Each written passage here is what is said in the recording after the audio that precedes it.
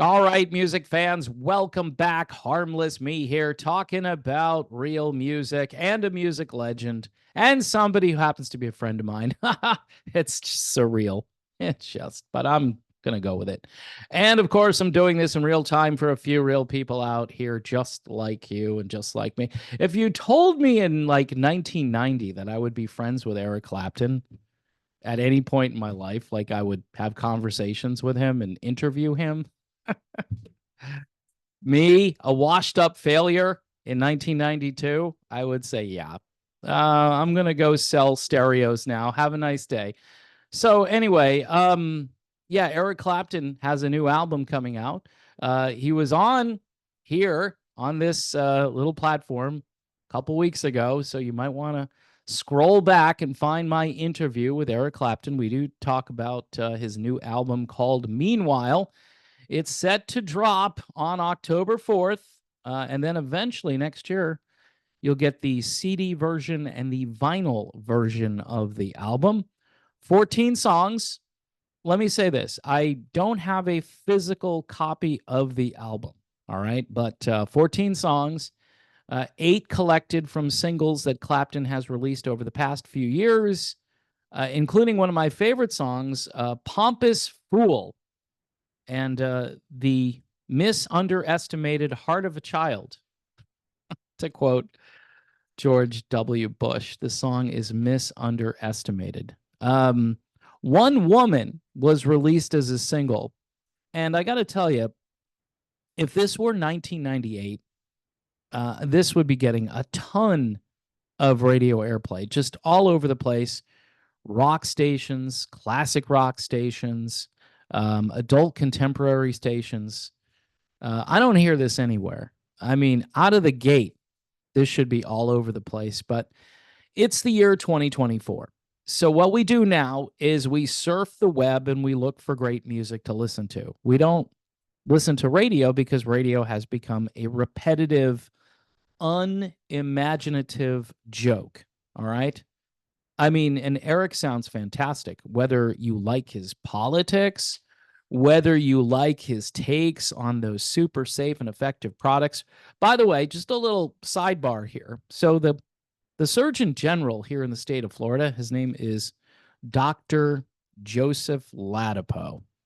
And I don't know if anybody reported this, but last week, the brilliant Harvard PhD said that he can no longer recommend people here in the state of Florida go to CVS and get their updated version of whatever they're trying to push on everybody still.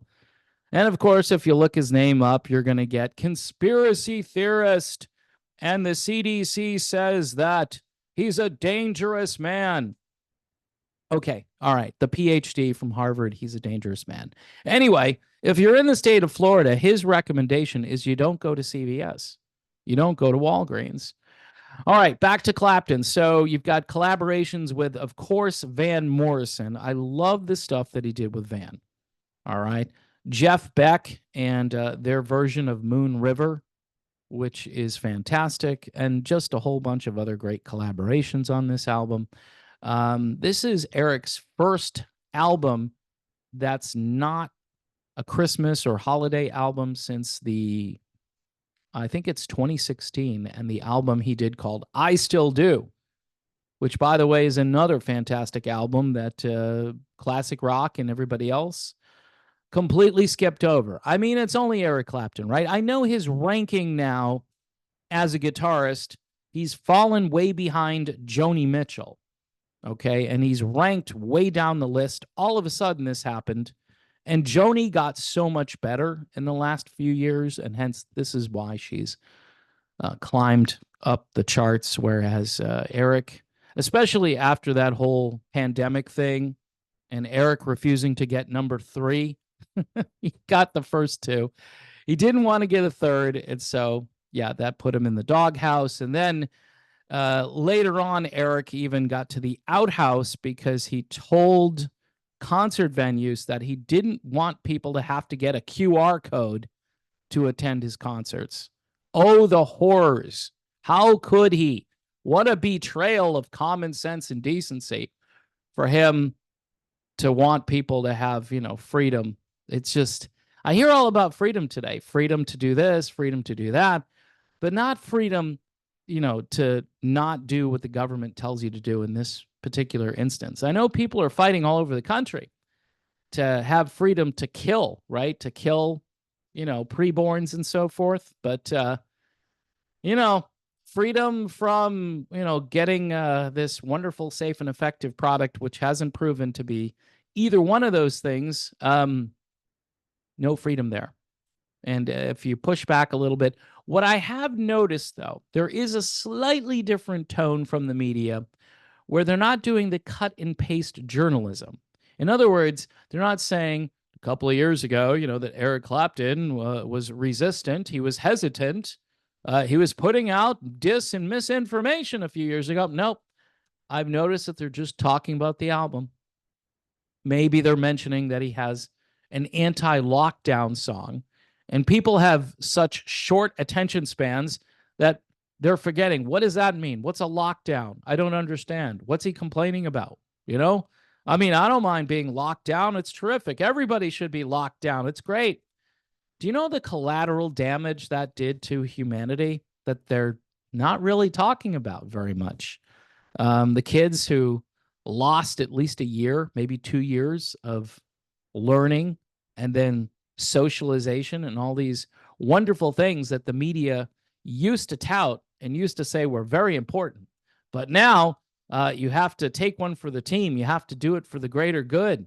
And so what if you can't see your loved ones and travel and do the things that you like to do? That's freedom, folks. And I want my freedom. In the old days, I wanted MTV. Now, MTV is pretty much no more, right? And I'm still looking for my freedom. So anyway, if you're an Eric Clapton fan, and even if you're just a casual Eric Clapton fan, this album, I think, is going to be something that you probably should look into and hopefully order a copy, the digital version coming out soon. I'd hold out for some vinyl, coming in January. So get on board and pre-order. I think you can go to ericclapton.com or pretty much anywhere and find this album, which, again, will be coming out shortly. And Eric Clapton out on the road, which is pretty amazing as well. Eric and I discussed some of that stuff. So, again, if you look up the interview, look, folks, I try not to toot my horn too hard here because it's fate.